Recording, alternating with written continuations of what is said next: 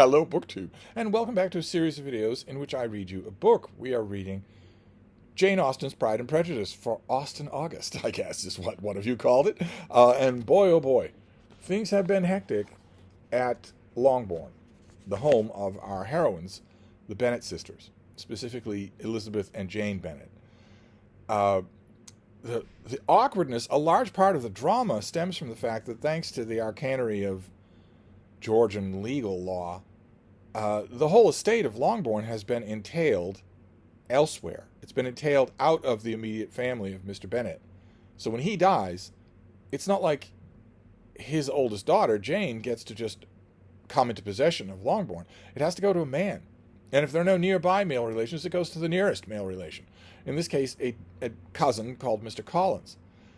So that's hanging over everybody's head, is what's going to happen if Mr. Bennett takes a fall from a horse. What's going to happen to all of us? Not only Mrs. Bennett, but her 5 daughters, all of whom are unmarried. This leads to the mania that Mrs. Bennett is often pilloried for, of her desire to marry off her daughters and to sacrifice, to cut corners. Well, you say you're not in love, but okay, love might come, but that's not the important thing. The important thing is that you have a roof over your head. And over your children's head, that you're not a childless governess for somebody who's treating you horribly. And that's the main thing that governs her mind. We don't know what governs Mr. Bennett's mind. He doesn't seem concerned about the welfare of his family, but I'll get to that later in the book. I will get to that. But therefore, that puts matrimony in the center of the story, which means that Mrs. Bennett, like everybody else in the whole of the neighborhood, is all abuzz when stately Netherfield Hall is leased by a wealthy young man named Mr. Bingley. Comes to visit there with a whole party of his friends, and falls head over heels in love with Jane Bennett, and she with him. That is obvious to everyone. That is not an illusion. But there's nothing but prickly daggers drawn between Mr. Bingley's friend Mr. Darcy and Elizabeth Bennet, Jane's younger sister. And now there's bad blood, because a new addition to the town, Mr. Wickham, has told Elizabeth a story of perfidy on the part of Mr. Darcy, that he is not just a proud and distant snobbish guy, but that he is a villain who cost Mr. Wickham his living and forced him to go into the regiment, who's been nothing but a bane to his existence. Elizabeth believes every word of this. And so when she and her family attend the ball that Mr. Bingley holds at Netherfield Hall, everything goes wrong. The Bennet family embarrasses itself in a number of ways. Mrs. Bennet talks too loud about family gossip and the done deal of the marriage between Mr. Bingley and her daughter. Mary Bennet embarrasses herself by singing poorly at the piano. Elizabeth and Darcy have several verbal fencing matches. And we don't know at this point in the novel whether there's any connection between the two things, but immediately afterwards, the whole party decamps to London. Mr. Bingley was going anyway, but it was kind of assumed that he would go and he would come back. But no, he leaves and the whole party leaves with him. They leave right after him. So Netherfield is empty again. What does that do to poor Jane, whose beau is not going to return for the whole of the winter? As she puts it, a lot can happen in 6 months. And what does it do to poor Mrs. Bennet, who was hoping that by that time, 6 months, she was hoping by that time that her daughter would be married to Mr. Bingley. And more matrimonial wrinkles enter the picture because Mr. Collins, the aforementioned Mr. Collins, the eventual heir of Longbourn, he's a syrupy drip of a guy, a curate who's a fawning lickspittle of his patroness, the Lady Catherine de Bourgh.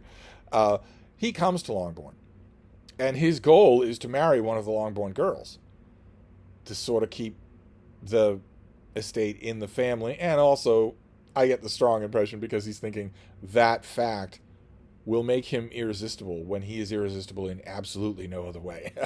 And he sets his sights on Jane, and Mrs. Bennet says, well, no, I think Jane's going to be fine. So he then sets his sights on Elizabeth, proposes to her, and gets shot down like crazy. And he's been dejected. He doesn't want to talk to anybody in the family. He's also stayed a long time, so they don't really want to talk to him. And in those crucial days, Charlotte Lucas, the daughter of nearby neighbors of the Bennets, come over to the house all the time. They come and go as they please. Charlotte Lucas is Elizabeth Bennet's best friend. she's right there. She happens to be right there in the house and is perfectly happy to provide a sympathetic ear for Mr. Collins. And you get the impression he doesn't get many of those because it doesn't take him long to propose to Charlotte Lucas. And she accepts. The narrator of the story tells us that she doesn't like marriage, she doesn't like men, doesn't like the idea of it at all, thinks Mr. Collins is stupid and laughable, but she accepts anyway. Because she wants an establishment, she wants a house, she wants that life assured her.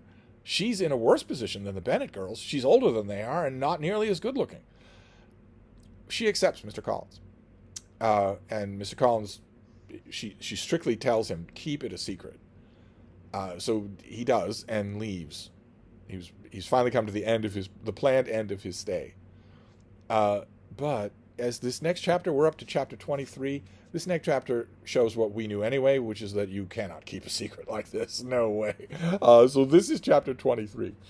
Elizabeth was sitting with her mother and sisters, reflecting on what she had heard, and doubting whether she were authorized to mention it, when Sir William Lucas himself appeared, sent by his daughter to announce her engagement to the family. With many compliments to them and much self-congratulation on the prospect of a connection between the houses, he unfolded on the matter, to an audience not merely wondering, but incredulous. For Mrs. Bennet, with more perseverance and politeness, protested he must be entirely mistaken, and Lydia, always unguarded and often uncivil, boisterously exclaimed, "Good Lord! Sir William, how can you tell such a story? Do you not know that Mr. Collins wants to marry Lizzie?" Nothing less than the complacence of a courtier, that's what Mr. Lucas fancies himself, a courtier, nothing less than the complacence of a courtier could have borne without anger such treatment. But Sir William's good breeding carried him through it all, and though he begged leave to be positive as to the truth of his information, he listened to all their impertinence with the forbearing courtesy. Elizabeth, feeling it incumbent on her to relieve him of so unpleasant a situation, now put herself forward to confirm his account, by mentioning her prior knowledge of it from Charlotte herself, and endeavored to put a stop to the exclamations of her mother and sisters, by the earnestness of her congratulations to Sir William, in which she was readily joined by Jane, and by making a variety of remarks on the happiness that might be expected of such a match, the excellent character of Mr. Collins, and the convenient distance of Hunsford to London.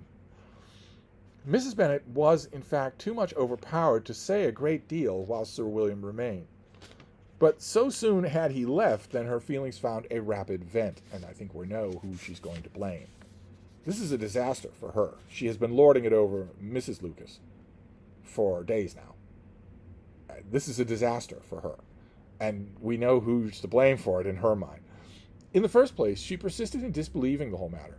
Secondly, she was very sure that Mr. Collins had been taken in, and thirdly, she trusted that they would never be happy together, and fourthly, that the match might be broken off. Two inferences, however, were plainly deduced from the whole. One, that Elizabeth was the real cause of all the mischief, and the other, that she herself had been barbarously ill-used by all of them. And on these 2 points she principally dwelt during the rest of the day. Nothing could console and nothing appease her, nor did that day wear out her resentment. A week elapsed before she could see Elizabeth without scolding her. A month passed away before she could speak to Sir William or Lady Lucas without being rude, and many months were gone before she could at all forgive their daughter. Mr. Bennet's emotions were much more tranquil on the occasion, and such as he did experience he pronounced to be of the most agreeable sort, for it gratified him, he said, to discover that Charlotte Lucas, whom he had used to think tolerably sensible, was as foolish as his wife, and more foolish than his daughter. He's happy about this news because it gives him someone else to titter at. He's happy at the news that his wife and all of his daughters are going to be turned out of their home because it gives him someone else to make fun of.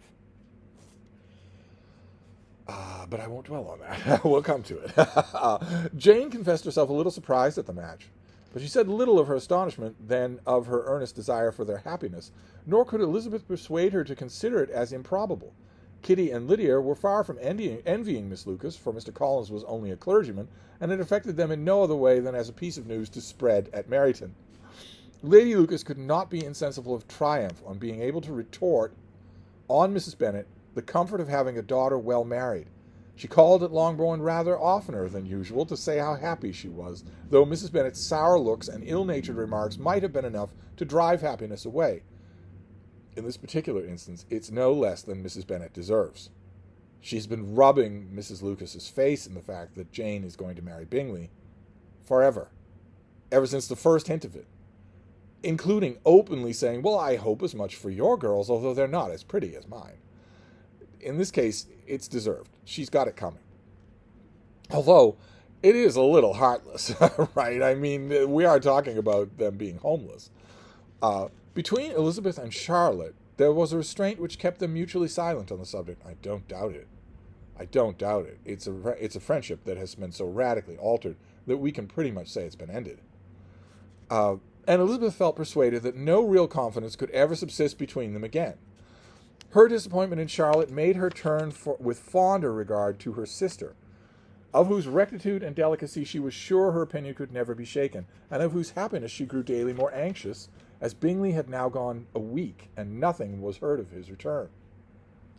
Jane had sent Caroline on an early answer to her letter, and was counting the days till she might reasonably hope to hear again. That's the letter that Caroline Bingley sent, telling Jane, we're leaving the country, and also I really think that my brother is going to fall in love with Darcy's sister. I really do think that will happen. And don't you wish them well, Jane? And we're of split minds, you and me. You're all reading this with me, and we're talking about it on Voxer and in email and in the comments sealed of these videos.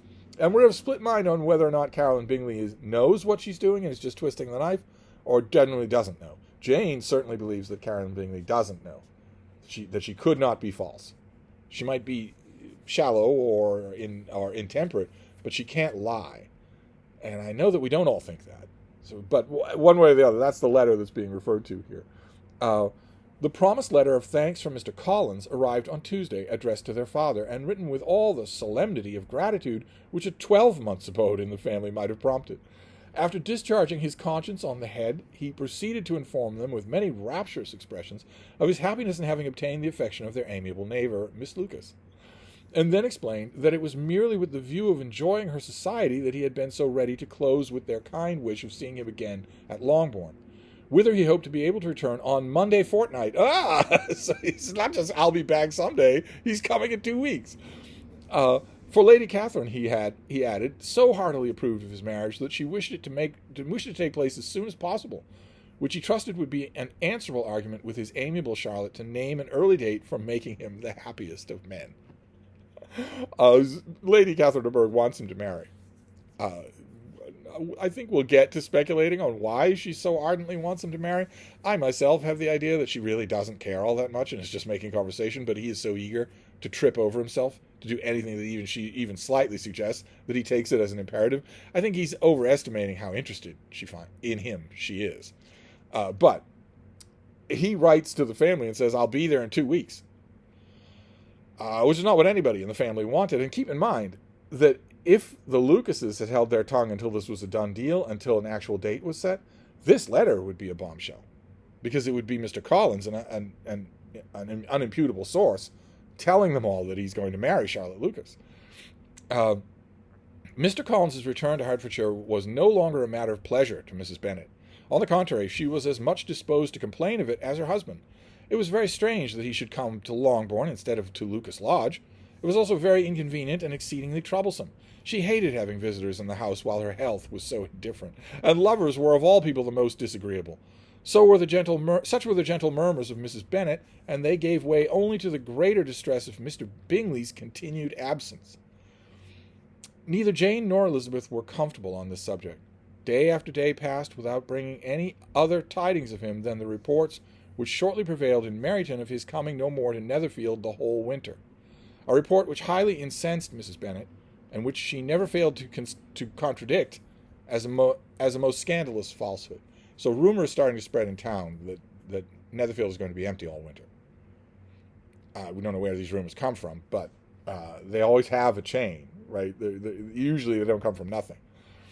Even Elizabeth began to fear, not that Bingley was indifferent, but that his sisters would be successful in keeping him away.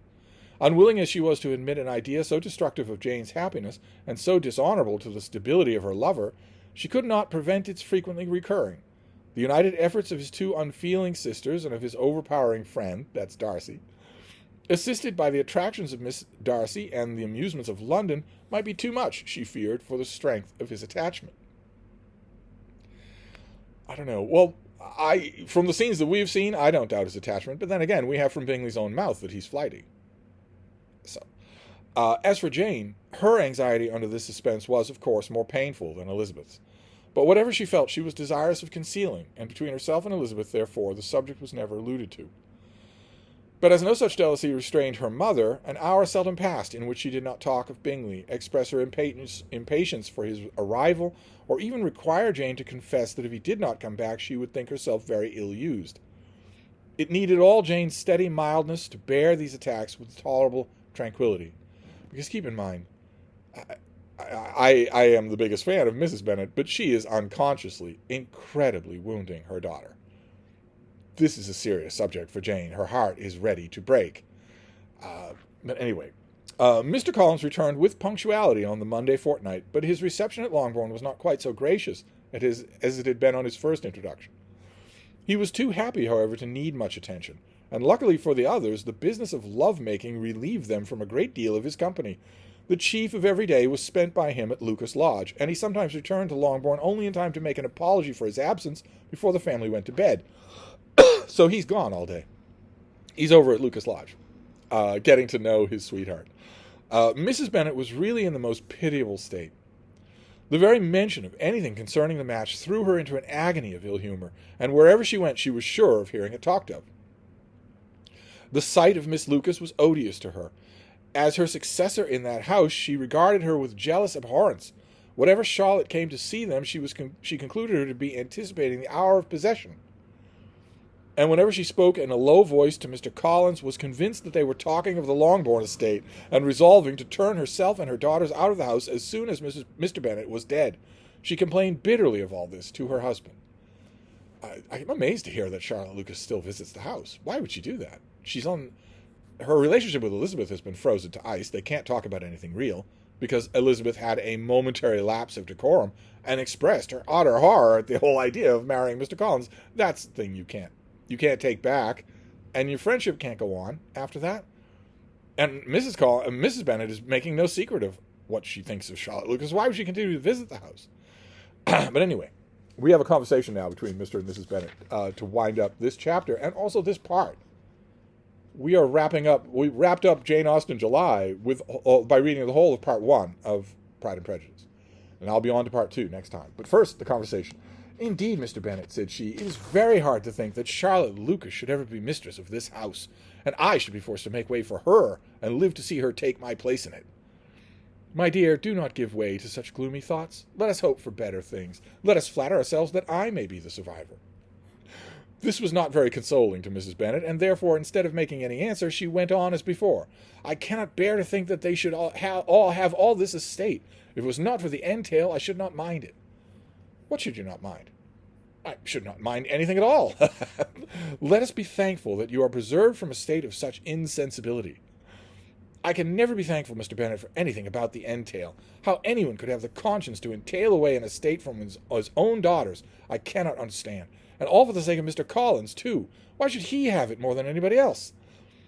I leave it to yourself to determine, said Mr. Bennet.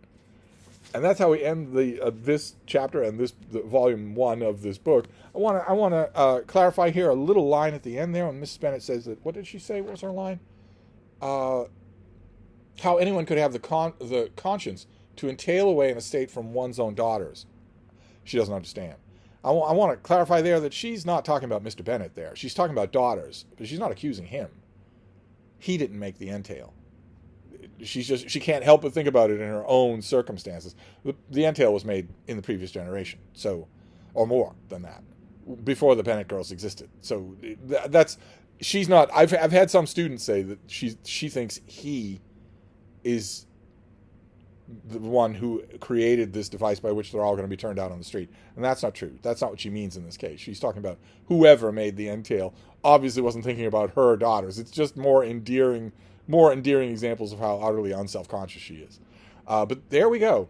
So that ends part 1, where everything is up in the air, and evil seems to be triumphing over good. Mr. Collins and Charlotte Lucas are going to be the eventual master and mistress of Longbourn.